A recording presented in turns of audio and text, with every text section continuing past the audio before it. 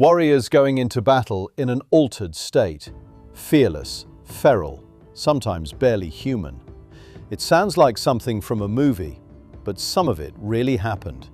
And some of the most famous versions of this story turn out to be completely wrong. 10 substances, 10 cultures, spread across 4,000 years of warfare. We're going through them one at a time, correcting the myths as we go. Some of this is surprising, some of it is almost disappointingly ordinary. Let's start with the most famous myth of all. Number 1. The Viking berserkers and the mushroom that almost certainly was not involved. Berserkers fought in a trance-like fury, biting their shields, feeling no pain. For decades, popular history blamed a red and white mushroom, fly agaric. Modern researchers have mostly ruled that one out. Fly agaric causes drowsiness and nausea, not rage. It would make a terrible warrior, not a terrifying one. The leading candidate today is a different plant, henbane, a member of the nightshade family that grows wild across Scandinavia. Henbane can cause delirium, reduced pain sensitivity, and unpredictable aggression. All three match the old descriptions surprisingly well. But be honest about the evidence. No saga explicitly says berserkers took henbane before battle. This is an educated theory, not a confirmed fact. Number 2. The Scythians, and a ritual that has been quietly misremembered. These horse warriors of the steppe left no cities, only burial mounds. Inside some of them, archaeologists found small tent frames and bronze braziers. Residue tests on those braziers came back positive for cannabis, exactly as the Greek historian Herodotus had described 2,500 years earlier. He wrote that the Scythians threw the seeds onto red-hot stones, inhaled the smoke, and howled with joy inside the tent. Here is the correction. Herodotus describes this as a funeral and purification ritual, not preparation for war. The link to combat is a later assumption, repeated so often it now sounds like established fact. It probably was not. Number 3. Inca warriors and messengers high in the Andes chewing coca leaf. At extreme altitude, with thin air and steep terrain, coca leaf was chewed constantly, mixed with a little ash to release its effects. It suppressed hunger, reduced fatigue, and helped the body cope with low oxygen. Not a battle rage, a tool for endurance.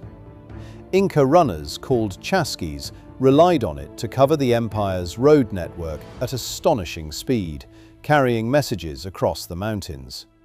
Warriors used the same leaf for the same practical reason.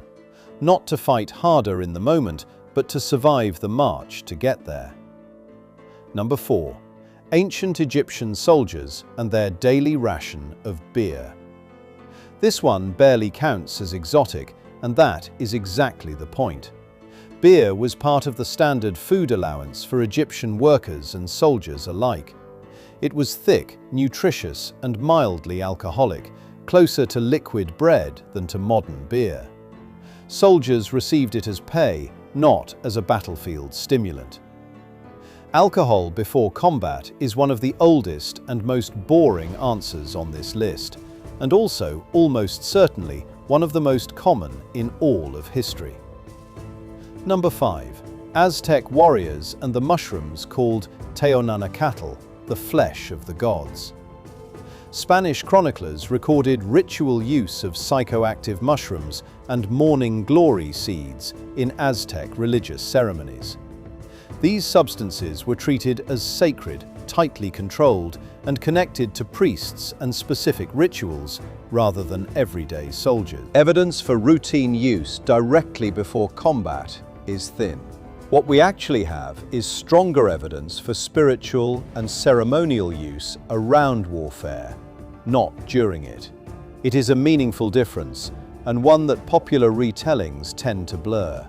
Number 6. Zulu warriors of the 19th century, and cannabis known locally as dagga.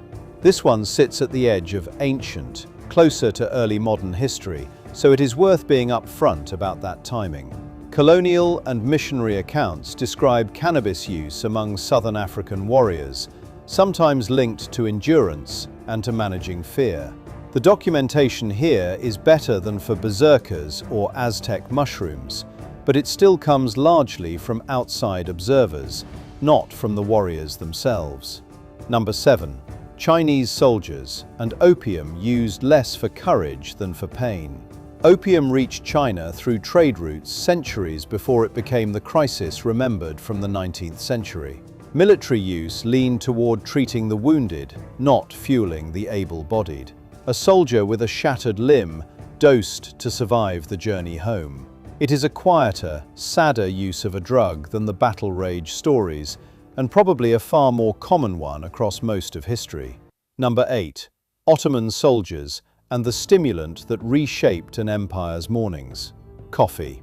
Coffee spread through the Ottoman world from the 1500s onward, and soldiers were no exception to its popularity. It sharpened alertness on long watches and marches, the same reason armies still issue it today. Nothing exotic, just very, very old. Sometimes the most historically significant drug on a list like this is the one nobody thinks to count as a drug at all. Number 9. Greek and Roman soldiers and their ration of watered, soured wine. Roman legionaries carried posca, a mix of vinegar and water, often with a small amount of wine. It hydrated, added calories, and killed some bacteria in bad water. It was not for courage, it was logistics. An army that cannot drink safely does not march far, let alone fight. Number 10. Warriors across South and Southeast Asia chewing beetlenut before combat. Beetlenut, wrapped in a leaf with a pinch of lime, has been chewed across this region for well over 2,000 years. It produces a mild stimulant effect, increased alertness, and a faint warming sensation, alongside teeth permanently stained deep red. Historical accounts from the Philippines to South Asia describe warriors chewing it before raids and battles, valued for focus rather than fury. So, across 4,000 years and 10 cultures, what is the actual pattern here?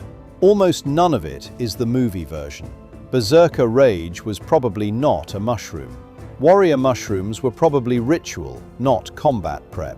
What repeats again and again is something much less dramatic. Pain relief, endurance, hydration, alertness. The same problems every army has ever had to solve. The myth we inherited is warriors chemically transformed into monsters. The reality looks a lot more like tired, frightened people trying to get through the day. That is somehow both less exciting and more human than the legend. See you next time.